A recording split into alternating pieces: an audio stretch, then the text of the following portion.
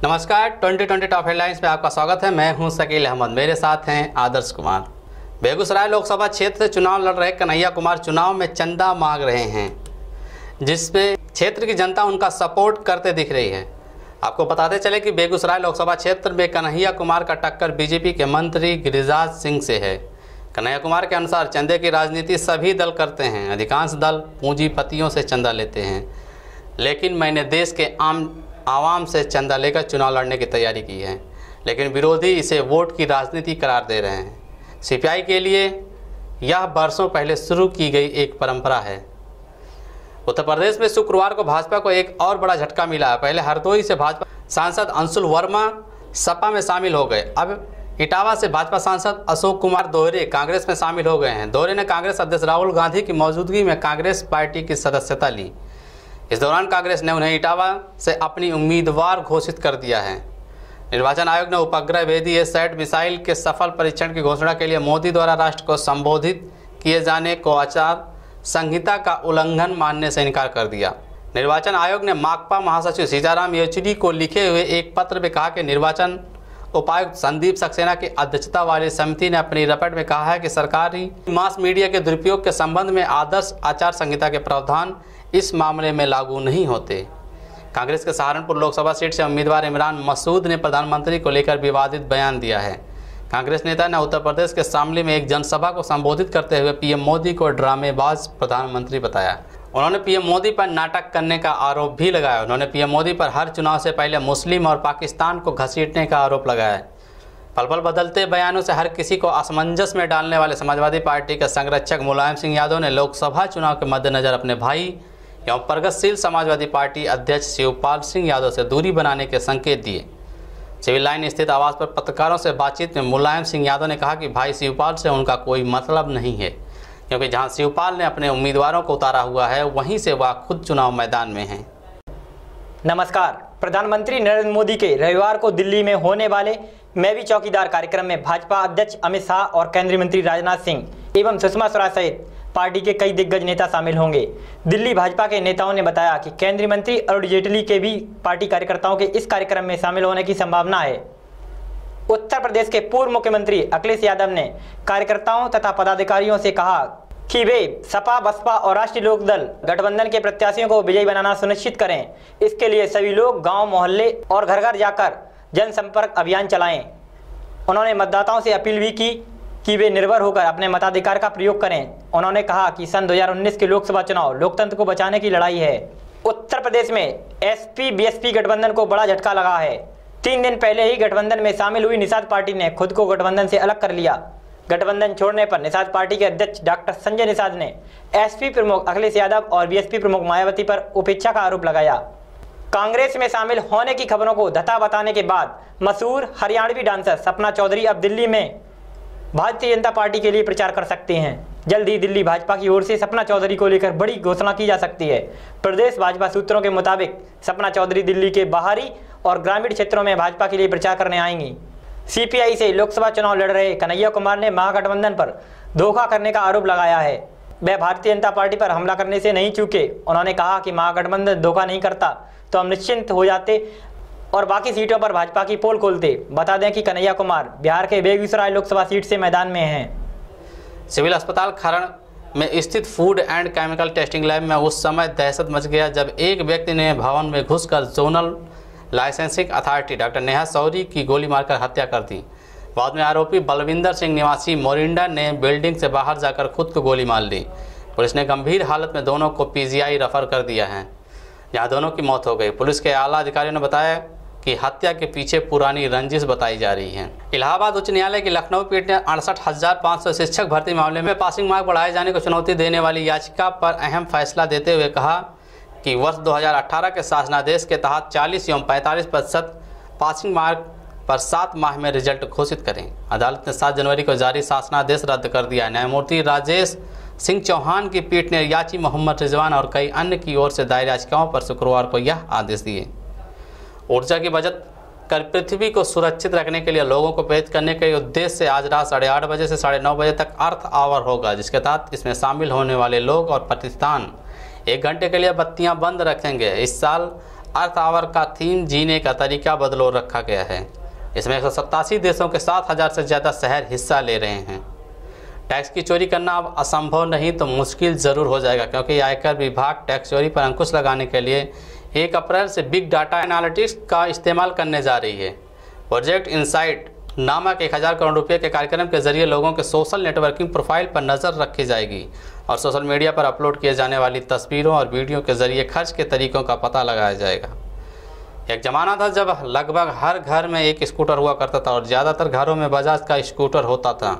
इसकी सबसे बड़ी वजह बजाज स्कूटरों का सस्ता और परफॉर्मेंस में ज़बरदस्त होना था। सबसे पॉपुलर स्कूटरों में से बजाज चेतक एक बार फिर से सड़कों पर रफ्तार भरता नजर आ सकता है। 1972 में लॉन्च हुआ यह स्कूटर आम जनता के बीच काफ़ी पॉपुलर था, लेकिन 2006 में इसे बंद कर दिया गया था। सुप्रीम कोर्ट ने 37 वकीलों को सीनियर एडवोकेट का दर्जा प्रदान कर दिया है। इस तरह अब तक शीर्ष अदालत 420 वकीलों को सीनियर एडवोकेट का दर्जा दे चुकी है। पिछले साल 13 नवंबर तक आवेदन करने वाले वकीलों को मुख्य न्यायाधीश रंजन गोगोई की अध्यक्षता वाली समिति ने सीनियर एडवोकेट का दर्जा दिया है। उम्मीदवारों के आपराधिक रिकॉर्ड व संपत्ति आदि का ब्यौरा मीडिया में प्रचारित करने के आदेश पर अमल न होने का मुद्दा उठाने वाली अवमानना याचिका पर सुप्रीम कोर्ट ने चुनाव आयोग से जवाब मांगा है। कोर्ट ने भाजपा नेता और वकील अश्विनी कुमार की अवमानना याचिका में उठाए गए मामले को गंभीर बताते हुए याचिका में प्रतिपक्षी बनाए गए 3 चुनाव उपायुक्तों को नोटिस जारी कर 1 सप्ताह में जवाब मांगा। पंजाब राज्य में खन्ना शहर पुलिस ने नियमित सुरक्षा जांच के दौरान 3 वाहनों से करीब 9 करोड़ रुपए के हवाला के पैसे बरामद किए हैं। खन्ना शहर के एसएसपी ध्रुव दैया ने कहा कि 6 लोगों को गिरफ्तार किया गया है। मामले को आईटी विभाग की जांच शाखा को सौंप दिया गया है। दिल्ली से कुछ ही दूर पर स्थित नोएडा का दलेपुर गांव बिजली, सड़क, स्वास्थ्य और शिक्षा जैसी बुनियादी सुविधाओं सहित आधार कार्ड जैसे महत्वपूर्ण दस्तावेज से महरूम है। केंद्रीय मंत्री एवं भाजपा नेता महेश शर्मा 2014 में यहां से लोकसभा चुनाव जीते थे और वह फिर से इस सीट से चुनाव लड़ रहे हैं। इस गांव के बासिंदों ने दशकों से सरकारों और प्रशासन द्वारा बरती गई उदासीनता को लेकर लोकसभा चुनाव का बहिष्कार करने का फैसला किया है। इसके अलावा और भी कई कारण बताए जा रहे हैं। चुनाव के लिए जागरूकता बढ़ाने को लेकर झारखंड और छत्तीसगढ़ के अस्पतालों ने एक अनोखी पहल शुरू की है। नक्सल प्रभावित क्षेत्र के सरकारी अस्पतालों में मरीजों के इलाज के साथ ही उनसे मतदान करने का भी अनुरोध किया जा रहा है। मतदान के लिए जागरूक करने के लिए मरीजों को एक पर्ची दी जा रही है। इस पर्ची में लिखा है वोट जरूर दें, अपने मताधिकार का प्रयोग करें। इस अनोखी पहल की काफी सराहना की जा रही है। बॉर्डर सिक्योरिटी फोर्स में खराब खाने पर सवाल उठाने वाले जवान तेज बहादुर यादव प्रधानमंत्री नरेंद्र मोदी के खिलाफ चुनाव लड़ना चाहते हैं। तेज बहादुर का कहना है कि वह वाराणसी संसदीय सीट से मोदी के खिलाफ चुनाव लड़कर सेना में हो रहे भ्रष्टाचार को खत्म करेंगे। तेज बहादुर ने ट्विटर पर लिखा है, जय हिंद, मैं सोच रहा हूं क्यों न बनारस से चुनाव लड़ा जाए मोदी जी के खिलाफ।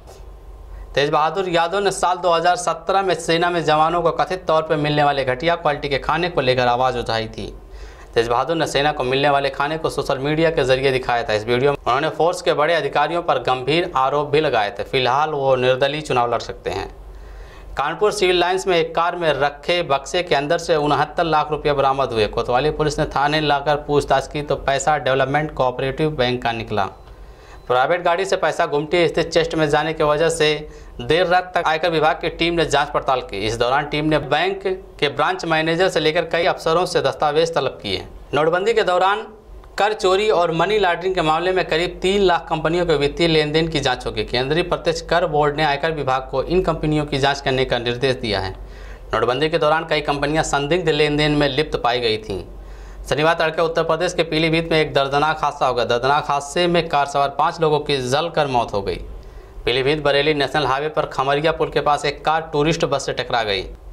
टक्कर इतनी ज़बरदस्त थी कि टूरिस्ट बस और कार दोनों सड़क पर पलट गए।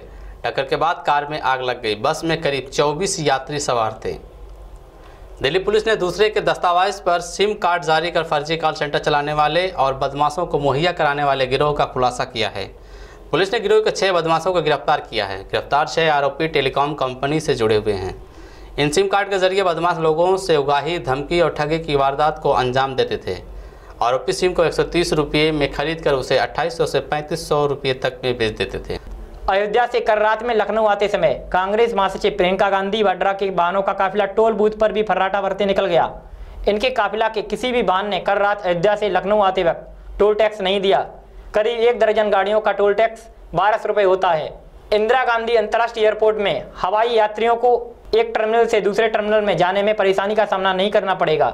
यात्रियों की सुविधा के लिए एयर ट्रेन चलाने की अब योजना सामने आई है। इसके तहत फिलहाल 4 स्टेशन बनाए जाएंगे, जिनमें टर्मिनल 1, टर्मिनल 3, कार्गो टर्मिनल और एरोसिटी शामिल हैं। संबित पात्रा ने उड़ीसा में पुरी लोकसभा सीट से नामांकन दाखिल किया।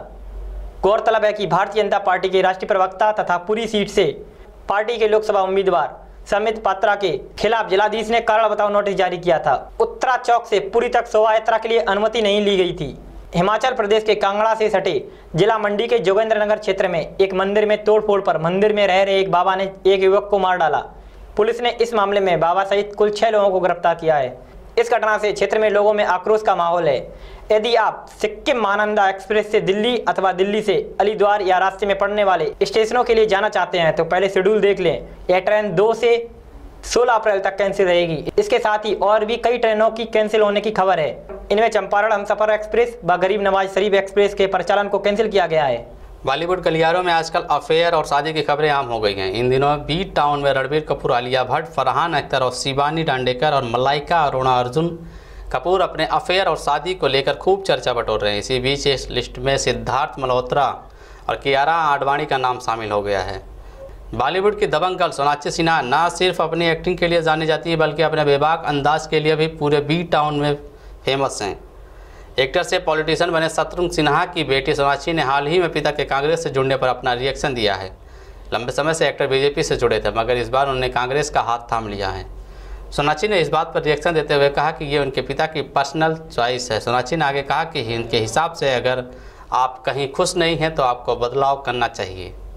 कॉमेडी के किंग कपिल शर्मा दुनिया भर को हंसाते हैं। कभी उनके शो के नवजोत सिद्धू की वजह से विवाद भी होते रहते हैं और इस कारण पिछले दिनों उनके शो की टीआरपी में बड़ी गिरावट आई है। लेकिन इस बार ये शो संभल गया है। ब्रॉडकास्ट रिसर्च ऑडियंस काउंसिल ने साल 2019 के 12वें हफ्ते यानी कि 16 मार्च से 22 मार्च की रेटिंग्स जारी कर दी है। कपिल जो पिछली बार 7वें नंबर पे थे इस बार संभल गए हैं। कपिल शर्मा का शो वापस टॉप 5 में आ गया है। आपको बता दें कि ये रिश्ते हैं प्यार के ने पहली पायदान पर कब्जा कर लिया है। राजस्थान रॉयल्स के बल्लेबाज संजू सैमसन आईपीएल में 1 से ज़्यादा शतक लगाने वाले चौथे भारतीय क्रिकेटर बन गए हैं। उन्होंने आईपीएल 2019 में सनराइजर हैदराबाद के खिलाफ अपनी नाबाद 102 रन की शतकीय पारी के दौरान यह उपलब्धि हासिल की। आईपीएल में सैमसन का यह दूसरा शतक है। विश्व चैंपियन फ्रांस के फुटबॉलरों का शोर पूरी दुनिया में सुनाई दे रहा है। वहीं भारत इस खेल में तरक्की तो कर रहा है लेकिन उसकी गति बहुत धीमी है। हालांकि अब भारत के प्रतिभाशाली युवा खिलाड़ी फ्रांस में जाकर अपनी प्रतिभा का लोहा मनवा सकते हैं। भारत में फुटबॉल के विकास के लिए अब फ्रांस तैयार हो गया है। आतंकवाद पर फिर से पाक को अमेरिका की चेतावनी। भारत की तारीफ पाकिस्तान को आड़े हाथ लेते हुए अमेरिका ने फिर एक बार लताड़ लगाई है। वहीं आतंकवाद के खिलाफ कार्रवाई कर रहे भारत के काम को सराहा है। अमेरिका ने फिर दोहराया कि आतंकी संगठनों के खिलाफ कार्रवाई में वह भारत के साथ है। आतंकवाद पर लगाम कसने की कोशिशों में भारत को अब बड़ी कामयाबी मिली है। संयुक्त राष्ट्र सुरक्षा समिति में एक प्रस्ताव पारित किया गया है जिसका मकसद आतंकी संगठनों की फंडिंग रोकना है। अब आतंकी फंडिंग को बढ़ावा देने वाले देशों या तत्वों के खिलाफ संयुक्त राष्ट्र के स्तर पर कार्रवाई हो सकेगी। अमेरिका के राष्ट्रपति डोनाल्ड ट्रंप ने कहा है कि मैक्सिको के प्राधिकारी अगर अवैध आव्रजन नहीं रोकते हैं तो अमेरिका अपनी दक्षिणी सीमा अगले सप्ताह बंद कर देगा। फ्लोरिडा में संवाददाताओं के एक सवाल के जवाब में ट्रंप ने कहा, मैं मजाक नहीं कर रहा हूं, इसका मतलब पूरे कारोबार से हो सकता है। इस कदम से दोनों देशों के आर्थिक हालात प्रभावित हो सकते हैं। सोशल मीडिया दिग्गज फेसबुक ने रंगभेद आधारित राष्ट्रवाद व अलगाववाद को बढ़ावा देने व उसका समर्थन करने वाले सभी कंटेंट पर रोक लगा दी है। न्यूजीलैंड के 2 मस्जिदों पर ऑस्ट्रेलिया के शोएब बंदूकधारी द्वारा अंधाधुंध गोलियां बरसाने के बाद फेसबुक ने यह फैसला लिया है। बालाकोट में एयर स्ट्राइक के करीब 1 महीने के बाद पाक सेना पत्रकारों की एक टीम को उस जगह लेकर गई जहां पर जैश के आतंकी कैंप को भारतीय वायुसेना ने हमला करके तबाह कर दिया था। बताया जाता है कि पाकिस्तान ने इस 1 महीने के दौरान हमले के सभी सबूतों को मिटा दिया है जिससे यह साबित ना हो सके कि भारत की कार्रवाई में उसके आतंकी कैंप को नुकसान हुआ है। आप देख रहे थे खबरें 2020। ताज़ा खबरों को देखने के लिए हमारे साथ बने रहें और यदि आपने हमारा YouTube चैनल सब्सक्राइब नहीं किया है तो अभी सब्सक्राइब कर लें और साथ में लगे बेल आइकन को दबा दें। हम फिर से हाजिर होंगे नई खबरों के साथ। तब तक के लिए नमस्कार।